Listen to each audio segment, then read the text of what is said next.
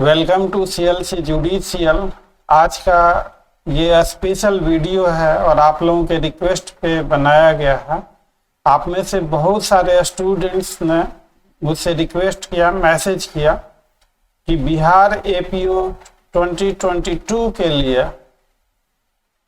कुछ guess questions, कुछ guess topics के लिए कोई एक अलग से वीडियो बनाने के लिए। तो आज हम लोग सबसे पहले ये जो इम्पोर्टेंट टॉपिक्स हैं जो IPC के, उन टॉपिक्स पे चर्चा करेंगे और फिर आज का डेली क्वेश्चन का चर्चा करेंगे। तो ये देखिए,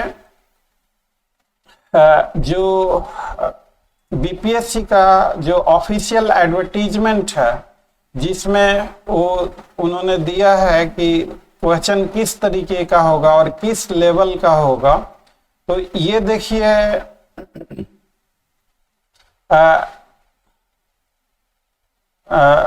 ये जो क्वेश्चन जो है यहाँ पे ये BPSC का ऑफिशियल वेबसाइट का है। The level of question number in serial number 4 to 7 will be as prescribe in LLB examination of Patna university.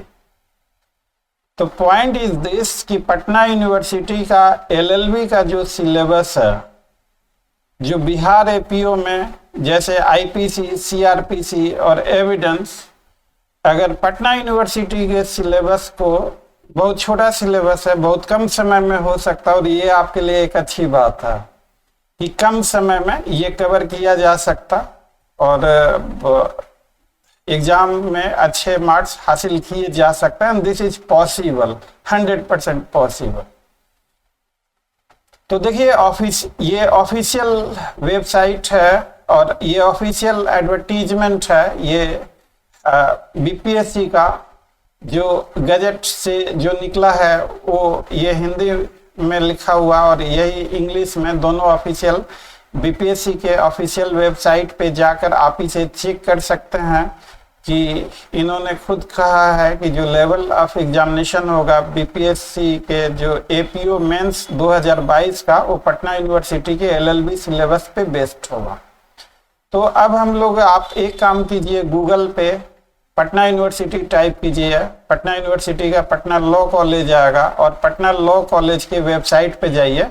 देखिए, मैं आपको पटना लॉ कॉलेज के वेबसाइट पे लेके चलता हूँ। पहले से ये वेब ब्राउजर ओपन कर रखा था हमने, और ये देखिए यहाँ से सिलेबस लिखा हुआ पटना लॉ कॉलेज के वेबसाइट पे।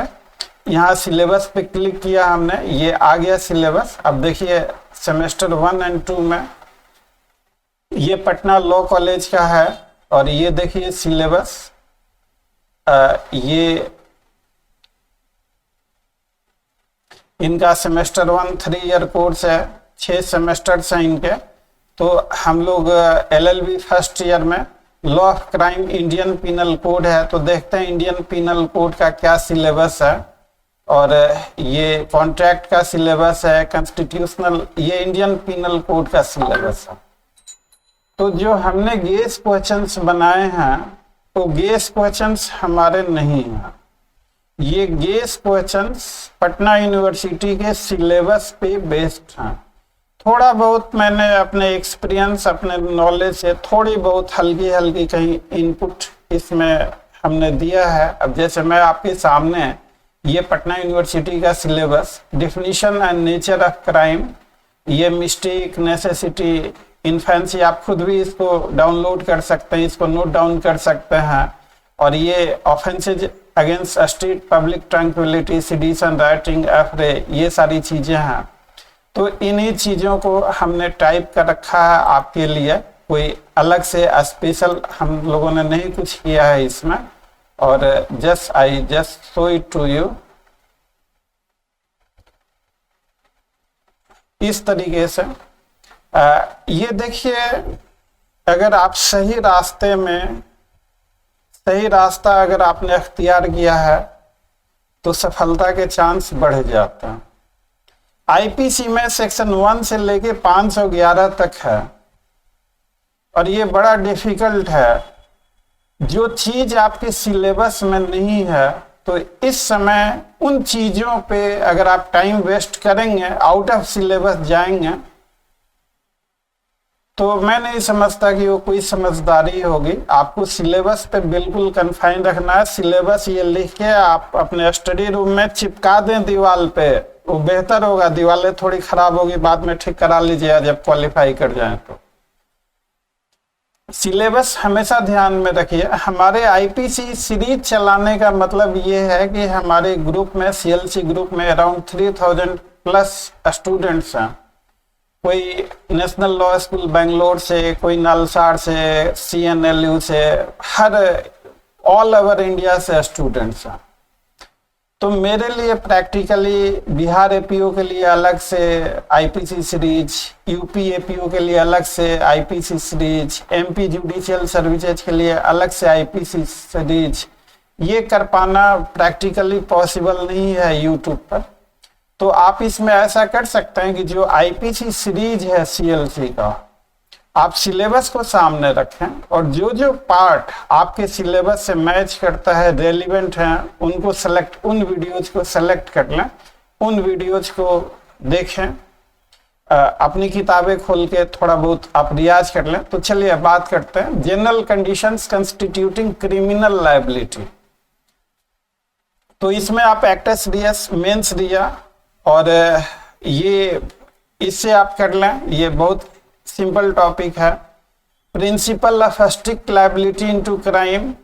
तो ये principle of strict liability into crime means कि मेंस रिया नहीं है तो भी ऑफेंस होगा, जैसे किडनैपिंग हो गया, वेजिंग वॉर अगेंस्ट कंट्री हो गया। तो वैसे तो अमूमन mains Riya is necessary, but there are certain crimes in which mens rea is not necessary. So those crimes are based upon principle of strict liability. आपका general exception 76 से 106 तक शुरू होता है। तो मिस्टेक 76 और bound by law and justified by law 77, 78 को skip कर दें। Necessity 81, infancy 82, 83, unsoundness of mind, ये डोलिन कैपेक्स अंडर 7 ईयर और 7 to 12 ईयर क्या होगा। Unsoundness of mind 84, intoxication 85, 86, right of private defence 96 से 106, joint and constructive liability, common intention, unlawful assembly 34, 149, preliminary offences, abetment attempt, criminal conspiracy, offences against human body, culpable homicide, murder, kidnapping, abduction. इस पे हमने बहुत सारे topic पे video बना रखे हैं, कुछ टॉपिक बाकी हैं, तो आने वाले समय में ये भी कंक्लूड हो जाएंगे। मेरा इरादा है कि आईपीसी सीरीज हर सब्जेक्ट का सीरीज बनाऊं, ताकि आने वाले समय में बच्चे लोगों को अपनी अपनी सुविधा के हिसाब से उस सीरीज में जो उनका मैचिंग सिलेबस है उसे वो सॉर्ट आउट करके अपनी तैयारी बेहतरीन से बेहतरीन कर सकें। तो एज ए टीचर मैं तो होल टॉपिक का बनाऊंगा, सभी टॉपिक्स जितने कवर हो सके, लेकिन आपको उस सीरीज में से अपने सिलेबस के हिसाब से जो आपकी रिक्वायरमेंट है उनको आप सॉर्ट आउट कर लें। तो इसीलिए मैं ये बता रहा हूँ। उसके बाद आपका offences against property, theft, extortion, robbery, डकैती, offences against marriage, bigamy, adultery, चूंकि अब पूछने के चांस कम है, लेकिन फिर भी जान लीजिएगा, एग्जाम इज एग्जाम, कहा नहीं जा सकता। एडल्ट्री को स्टक डाउन कर दिया गया आईपीसी से। Adultery is still offence into matrimonial cases.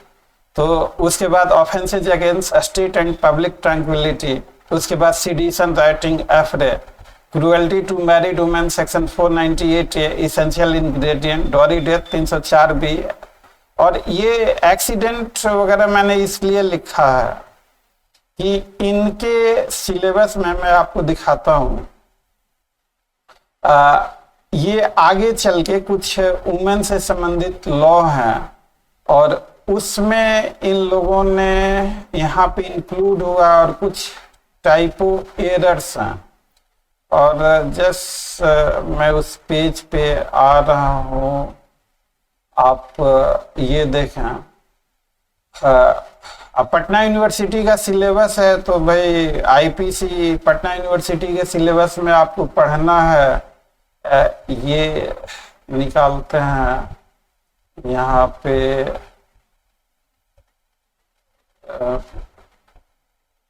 ये देखिए डॉरी डेथ लिखा हुआ, तो शायद टाइपोग्राफिकल एरर हो गया। डॉरी डेथ 304B है, तो टाइपोग्राफिकल एरर है, टाइपिंग एरर किसी से भी हो सकती है, मेरे से भी हो सकती है। तो डॉरी डेथ आप मान के चलें 304B। और सेफर साइड में मैंने यहाँ पता नहीं क्या होगा तो 304A भी लकीर का फकीर इंक्लूड कर दिया है।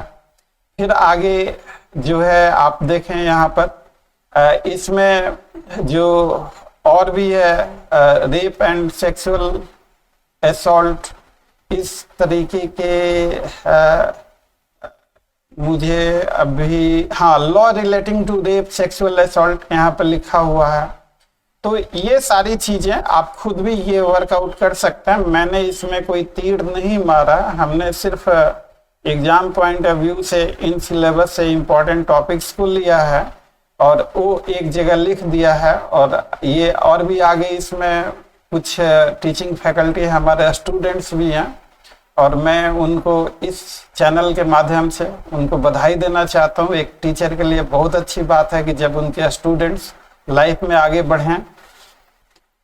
तो ये सारे आपके टॉपिक हैं। और रेप और सेक्सुअल असॉल्ट है तो भाई आउटरेजिंग मॉडेस्टी से भी क्या पता कोई सवाल हो जाए। तो इस तरीके से हमने आप वीडियो को पॉज कर ये जो इम्पोर्टेंट टॉपिक्स है इसको नोट डाउन कर सकते हैं। जो हम लोगों का पर्पस ये है कि जैसे मान लीजिए कि ये आपके इतने सारे टॉपिक्स हैं, एक टॉपिक से आप 3-4 क्वेश्चन का रियाज कर लीजिए, प्रैक्टिस कर लीजिए, लिख लीजिए, नोट्स बना लीजिए, किसी से चेक करा लीजिए उसको, या खुद भी चेक कर सकते हैं किताबें निकाल के। तो कोई जरूरी नहीं कि आप जहाँ भी हैं जिस हाल में हैं आप खुद कर सकते हैं, खुद भी कर सकते हैं। और अगर आपके पास रिसोर्सेज अवेलेबल हैं, कोई प्रोफेसर हैं तो उनकी भी आप हेल्प ले सकते हैं। तो माय पॉइंट इज कि आप सबसे पहले जो पटना यूनिवर्सिटी का सिलेबस है इन पे मास्टरी हासिल करें।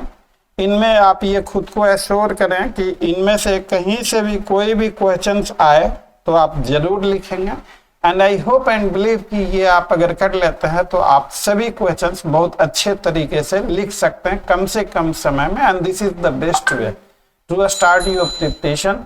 अगर सही दिशा में सही प्रयास सही रास्ते पे आप कर रहे हैं तो सफलता जरूर मिलेगी। गेस क्वेश्चंस वैसा थोड़ा बहुत काम करता है, लेकिन जो भी है जैसे भी है, मैं भी स्टूडेंट था तो मुझे भी बहुत चाहत होती थी गेस क्वेश्चंस की। आज मैं टीचर हूँ तो गेस क्वेश्चंस उतना मुझे अच्छा नहीं लगता, लेकिन फिर भी समय की मांग के साथ साथ तो ये आप जरूर कर लें ये। और हम लोग भी इसी तरीके से अपना क्रैश कोर्स वगैरह प्लान किया है कि हर सब्जेक्ट कवर हो जाए, आपका कुछ भी मिस ना हो। और अगर एक चीज और आप मान के चलिए कि जो आप एग्जाम कंपटीशन की जा रहे हैं तो जो लेवल है थोड़ा सा लेवल आप अच्छा रखेंगे तो बहुत बेहतरीन नंबर आएगा। आप जो पढ़ते हैं, आप जो जानते हैं, उसका आप एग्जाम में एग्जामिनेशन हॉल के अंतर्गत आप जितना जानते हैं उसका 50, 60 या 70% ही आप लिख पाते हैं। मैं भी as a student examination centre के अंदर जाऊंगा तो मैं भी जो जानता हूं उसका 50%, 60%, 70% ही लिख पाऊंगा। तो इसलिए अपने लेवल ऑफ प्रिपरेशन का जहां तक मैं समझता हूं उसका थोड़ा सा आप दायरा बढ़ाएंगे तो जब आप एग्जाम में जाएंगे तो आपका कोई भी क्वेश्चन मिस नहीं होगा, सारे क्वेश्चन अटेम्प्ट हो जाएंगे। ये तो देखिए एक मेरा व्यू पॉइंट है एज ए स्टूडेंट। आप लोग अपना फीडबैक कमेंट में या मुझे मैसेज कर जरूर बताएंगे। कोई कमी बेसी होगी तो हम सभी लोग साथ मिलकर उन कमियों को दूर कर लेंगे आने वाले वीडियोज में। तो आइए, ये तो आपका सिलेबस का पार्ट हो गया, इनको जरूर मास्टरी कर लें। मैं इसी तरह से थोड़े दिनों के बाद सीआरपीसी का भी इसी तरीके से आपको बताऊंगा, एविडेंस एक्ट भी बताऊंगा, माइनर एक्ट्स का भी बताऊंगा। तो अब बारी है आज के क्वेश्चंस की। आज का क्वेश्चन पूछा गया है 222। हालांकि मिसचीफ बिहार एपीओ के सिलेबस में नहीं है, क्योंकि पटना यूनिवर्सिटी के सिलेबस में ये फिगर आउट नहीं है। तो कभी कभी एग्जाम में ऐसा होता है, आउट ऑफ सिलेबस भी बहुत सारी चीजें रहती है। कभी कभी आपको टाइम मिले तो आप ये कवर कीजिएगा, नहीं टाइम मिले तो स्किप कर दीजिएगा, डेट इज अपॉन यू। तो एनीवे क्वेश्चन पूछा गया है ग्रुप में, और हमारी एक थोड़ी सी, अब हमारे ग्रुप में ऑल ओवर इंडिया के बच्चे हैं, तो मेरे लिए सिर्फ बिहार एपीयू के लिए ही बनाना थोड़ा सा मुझे, मेरे लिए डिफिकल्ट होगा। तो मैं बस, मेरा प्रयास ये है कि मैं सब्जेक्ट को एज ए होल कवर करूं। आपको जो इम्पोर्टेंट टॉपिक चाहिए वो आप उसमें से सेलेक्ट कर लें। तो आइए बात करते हैं क्वेश्चन नंबर 222 की। Mark the correct option. Mischief is an offence against a person, ये रॉन्ग है। Mischief is no offence but only a टॉट, ये भी रॉन्ग है। 425 में मिसचीफ को डिफाइन किया गया है। Mischief is an offence against party, ये सही आंसर। मैं इसको हाईलाइट कर दूं। मेंस का क्वेश्चन है essential of mischief, 10 mark. What is meaning of mischief? तो देखिए मिसचीफ को डिफाइन किया गया है सेक्शन 425 में। मैं थोड़ा इसको जल्दी कर रहा हूँ, बाकी स्टेट के बच्चे माइंड नहीं करेंगे, क्योंकि ये बहुत ही सिंपल टॉपिक है। मैं नहीं जरूरी समझता कि मिसचीफ पे एफसीएल से ये वीडियो बना के यूट्यूब पे, ये बहुत ही टॉपिक में कुछ है ही नहीं। Causing damage to party is known as mischief. एक लाइन में, whoever with intent to cause or knowing that he is likely to cause wrongful loss or damage to the public or to any person causes the destruction of any party। अरे भैया, जो party है, देखिए थोड़ा सा आपको यहीं पे समझना है। जब भी आप लॉ पढ़ें, लॉ एक कंसेप्चुअल सब्जेक्ट है। जो लाइनें लिखी हुई हैं बेयर एक्ट में, उसके कई सजेस्टिव मीनिंग आपको लगेंगे। अब जैसे आप पढ़ेंगे तो आज ही मेरे से किसी बच्चे ने पूछा कि intent to cause that he is likely to cause wrongful और डैमेज टू द पब्लिक और टू एनी पर्सन। तो उस बच्चे ने मेरे से कहा कि सर इसमें तो लिखा हुआ डैमेज टू पब्लिक और टू एनी पर्सन, तो why not mischief be an offence against a person, why not a mischief be offence against body. तो फिर मैंने उसे समझाया कि बाबू एक ही लाइन नहीं पढ़ते, पूरी लाइन इन कंटेक्स्ट में पढ़ते हैं। यहाँ पब्लिक और एनी पर्सन इसलिए लिखा हुआ कि party can never be without a honour. वो पार्टी की ऑनर पब्लिक, जैसे गवर्नमेंट पार्टी तो पब्लिक पार्टी हो गई, किसी की इंडिविजुअल पार्टी तो एनी पर्सन हो गया। तो इस सेंस में इसको लिखा हुआ। देखिए मैं इसीलिए आपको बार बार कहता हूं कि लॉ के साथ जल्दबाजी ना करें। अगर लॉ के साथ आप जल्दबाजी करेंगे तो you are committing a crime. Crime in to the sense कि आपके एफर्ट्स लग रहे हैं, आपके मेहनत लग रहे हैं, and you are getting nothing. तो अब बहुत सारे लोग 10 मिनट 5 मिनट 4 मिनट के वीडियो जल्दी जल्दी जल्दी जल्दी, अरे भैया जल्दी जल्दी में आप लॉ का बेड़ा मत गर्क कीजिए। इनके रीजनिंग, इनके लॉजिक को समझिए। अगर रीजनिंग और लॉजिक को नहीं समझेंगे तो क्वेश्चन होगा, कुछ आंसर लिख के आएंगे, कुछ आप सोचेंगे कि आपने बेहतरीन लिखा है आंसर, और पता लगा कि आप क्वालिफाई नहीं कर पाए। I am sorry. अब जहाँ तक एज ए टीचर जो मुझे what I feel, what I understand, I just share my feelings with you, nothing more nothing less. तो पब्लिक और पर्सन का नाम इसलिए लिखा हुआ है कि पार्टी बिना ऑनर के नहीं हो सकती। पार्टी के ऑनर पब्लिक भी हो सकते हैं, पब्लिक पार्टी गवर्नमेंट पार्टी कोई इंडिविजुअल भी हो सकता है। तो डिस्ट्रक्शन ऑफ पार्टी मिसचीफ है, एक्सप्लेनेशन दिया हुआ, not essential to the offence mischief. Offender should intend to cause loss और damage to the owner of the party injured or destroyed. It is sufficient if he intends to cause or knows that he is likely to cause wrongful loss or damage to any person by injuring any party. Explanation to the mischief may be committed by an act affecting party belonging to the person who commits the act or to that person and others jointly. कुछ उदाहरण से समझाया हुआ है। A voluntarily burns a valuable security, mischief। और ये देखिए mischief हालांकि पटना यूनिवर्सिटी के सिलेबस में नहीं है, लेकिन बिहार एपीओ के जो प्रीवियस ईयर के क्वेश्चन पेपर्स हैं उन पे मिसचीफ से सवाल पूछा गया। तो मैं इसीलिए कहता हूं exam is always exam, you can never predict. तो पॉइंट इज दिस कि थोड़ा थोड़ा आप अब जिन टॉपिक से सवाल पूछे गए उन टॉपिक्स को थोड़ा थोड़ा समझ लें। आप ये भी कह सकते हैं कि इस बार नया सिलेबस बना है, नए सिरे से हुआ है, लेकिन पहले भी पटना यूनिवर्सिटी का सिलेबस था, आज भी पटना यूनिवर्सिटी का सिलेबस है। तो ये इस इलस्ट्रेशन से क्वेश्चंस भी पूछे गए हैं, इसलिए मैंने मिसचीफ को ना चाहते हुए आज के टॉपिक में शामिल किया। A introduces water into an ice house belonging to, thus causes the ice to melt, intending wrongful loss to Z. A has committed mischief. A voluntarily throws into a river a ring belonging to Z with the intention of thereby causing wrongful loss to Z. A has committed mischief. उसकी ring जो है नदी में फेंक देता है, उसका बर्फ रखा हुआ उस पर पानी छोड़ देता है तो प्रॉपर्टी डैमेज हुए। कोई वैल्यूएबल सिक्योरिटी है उसे जला देता है, फाड़ देता है, तो मिसचीफ। किसी के जेब में 100 रुपए का नोट है, आपने फाड़ दिया उसको, या किसी का 100 रुपए का नोट है आपने फाड़ दिया, किसी का सिक्का है 10 रुपए का सिक्का आपने फेंक दिया उसको नीचे मिट्टी में या वैसे डैमेज कर दिया, तो मिसचीफ हो जाएगा। A knowing that his effects are about to be taken in execution in order to satisfy a debt due from him to Z, destroys those effects with the intention of thereby preventing Z from obtaining satisfaction of debt and thus causing damage to Z. A has committed mischief। और ये illustration रख के पूछ दिया गया है, और इसलिए जो है हम लोगों ने जो ये टेस्ट सीरीज जो बनाया था उसके इसमें इस क्वेश्चन को जगह भी दिया है।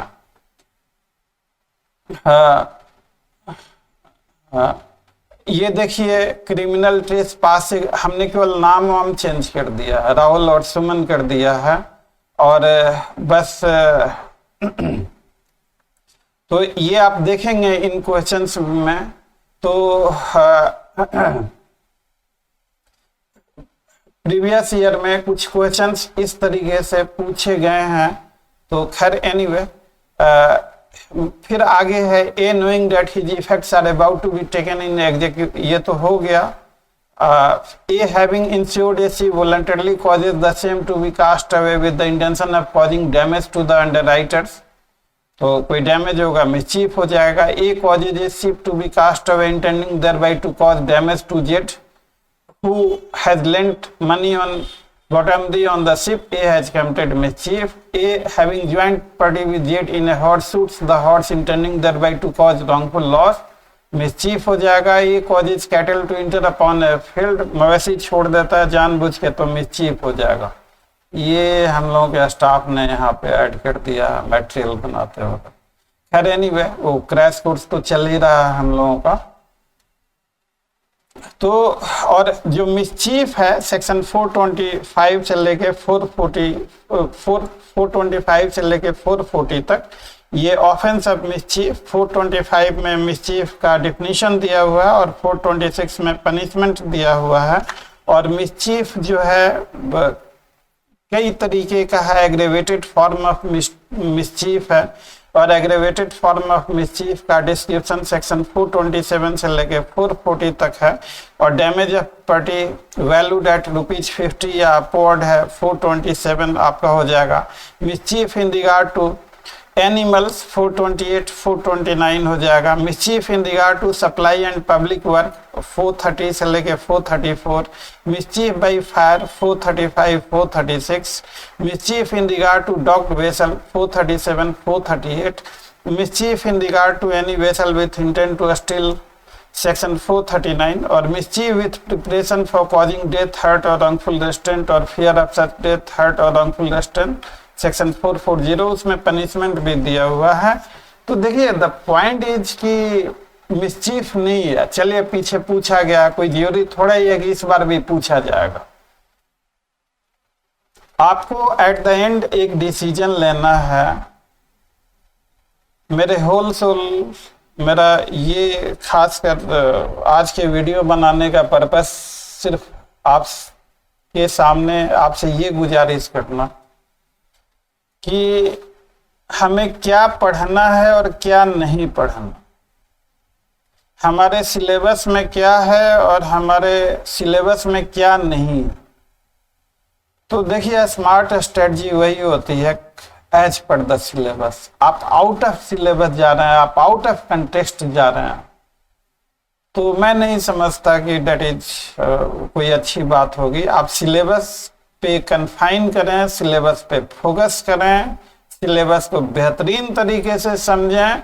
एक आध क्वेश्चन आगे पीछे हो सकते हैं, 10 में से 5 ही लिखने हैं। अगर एक आध आगे पीछे भी हो गए, फिर भी अगर आप सिलेबस को फोकस करते हैं तो आप 5 क्वेश्चन लिख देंगे आराम से। और ये जो गेस क्वेश्चन जो हमने बनाए हैं, मैं इसका कोई क्रेडिट नहीं लेना चाहता, ये आप सब लोगों के लिए बनाया गया है। मैं सिर्फ आपका प्यार और सहयोग चाहता कि अगर हमारे इस प्रयास में कोई कमी रह गई है तो आप मुझे जरूर बताएं। हम अपने आगे आने वाले वीडियोस में उन कमियों को दूर करने का भरपूर प्रयास करेंगे। और अंत में, वीडियो अच्छा लगा हो तो वीडियो को लाइक, चैनल को सब्सक्राइब जरूर कर देंगे। चैनल को सब्सक्राइब करने से हम लोगों को बहुत खुशी होती है, हमें एहसास होता है कि हम जिनके लिए ये YouTube का एक वीडियो पूरे दिन का जॉब है, बहुत सारे काम करने होते हैं इसमें, तो हम लोगों को आपके सब्सक्राइब करने से खुशी होती है। ये लगता है कि हमारा प्रयास जो है वो आपके काम है और आपका भी प्यार और सहयोग सब्सक्राइब करने के बहाने हमें भी हासिल हो रहा है। तो विश्वास, भरोसा जगता है, हौसला अफजाई होती है, हमारा मोरल बूस्ट होता है। तो सब्सक्राइब जरूर करेंगे। आप अगर बिहार एपीओ मेंस 2022 नहीं भी दे रहे हैं तो आपके जो फ्रेंड्स हैं, जो सीनियर्स हैं, जूनियर्स हैं, जो भी दे रहे हैं, उन तक ये वीडियो को पहुंचाने का जरूर कोशिश करेंगे। तो आज का टॉपिक इसी के साथ यहीं समाप्त होता है। See you again on some next topic tomorrow. Thanks for watching. Good night.